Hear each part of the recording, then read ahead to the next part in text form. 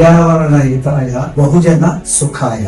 మనం జరుపుకునే పండుగలు ఆనందోత్సవాలతో జరుపుకుందాం. పర్యావరణానికి ఏమాత్రము నష్టం లేకుండా పండుగని జరుపుకుందాం. పర్యావరణాన్ని దృష్టిలో పెట్టుకొని విగ్రహాలు ప్రభుత్వాలు సూచించిన ప్రకారమే విగ్రహాల సైజుని మాత్రం పెట్టండి. ఎప్పుడైనా సరే మనం పర్యావరణానికి ఎప్పుడు నష్టం వాటిల్లకూడదు. నేడు ఒక పెద్ద ఉద్దిబండ పర్యావరణం నాశనం చేస్తున్నాం. పర్యావరణం నాశనం చేసే దాంట్లో కొన్ని పండుగలు మనకి దోహదకారిగా మారుతున్నాయి. మనం పండగని సుఖ సంతోషాల కోసం పండగ జరుపుకుంటాం, ఆనందంగా ఉండడం కోసం జరుపుకుంటాం.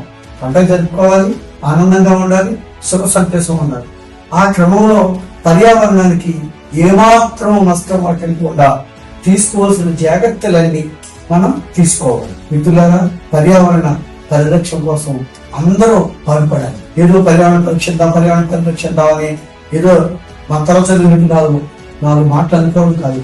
మనం కార్యాచరణలో రేపు పండుగ జరుపుకునే క్రమంలో, తర్వాత ఊరేగించే క్రమంలో, విగ్రహాన్ని నిమజ్జనం చేసే క్రమంలో ఏమాత్రము పర్యావరణానికి నష్టం లేకుండా మనందరినీ సమిష్టిగా పర్యావరణాన్ని కోరుకొని మనం పండుగ జరుపుకుంటాం. వినాయక విగ్రహాలు పెట్టేటువంటి పెద్దలందరూ పవిత్రమైన పండుగని పవిత్రంగా జరుపుకుంటాం. సౌండ్ పొల్యూషన్ రాకుండా, పరిసరాల్లో పర్యావరణం పాడవకుండా పండుగని జరుపుకుందాం. చందాలు దందాలతో ప్రజల మీద ఎక్కువ భారం మోపుతుంది. మనం చేసే పండగకి ప్రజలు మీద భారం మోపితే ప్రజలు ఇస్తే మనల్ని ఆ చందాలు ఇచ్చే క్రమంలో చాలా మంది వ్యాపారస్తులు విసుక్కోవడం జరుగుతుంది. వాళ్ళు ఏమాత్రం బాధ కలగకుండా మనం చందాలు తీసుకునే క్రమంలో చందాలు తీసుకుందాం.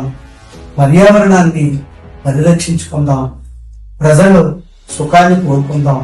పండగల్ని ఆనందోత్సవాలతో జరుపుకుందాం. దేశభక్తులకు, దైవ భక్తులకు అందరికీ వినాయక చవితి శుభాకాంక్షలతో పర్యావరణాన్ని పరిరక్షించుకుందాం. వాతావరణాన్ని కాపాడుకుందాం. నిత్యము గ్లోబల్ వార్మింగ్ అంతా అంచుకుందాం.